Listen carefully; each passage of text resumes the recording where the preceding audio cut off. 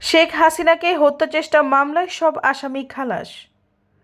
শেখ হাসিনাকে হত্যাচেষ্টা মামলায় ফাঁসির 9 জন সহ সাজাপ্রাপ্ত সব আসামিকে খালাস দিয়েছে হাইকোর্ট।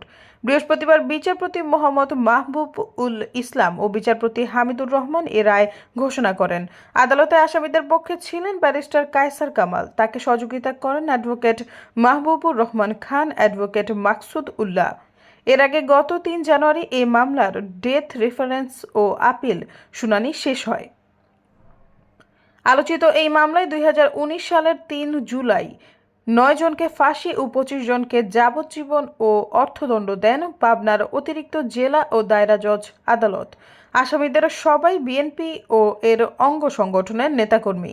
এরই মধ্যে এ মামলার 5 আসামি মারা গেছেন। উল্লেখ্য, 1994 সালে বিরোধী দলীয় নেতা ছিলেন শেখ হাসিনা। ওই বছর 23 সেপ্টেম্বর দলীয় কর্মসূচির অংশ হিসেবে ট্রেন মার্চ করেন তিনি। ট্রেনটি ঈশ্বরদী স্টেশনে পৌঁছালে শেখ হাসিনার অবস্থা লক্ষ্য করে গুলি ও বোমা ছোড়া হয় বলে মামলার অভিযোগপত্রে উল্লেখ করা হয়েছে। সৈয়দা ফারিয়া, সমযুগ।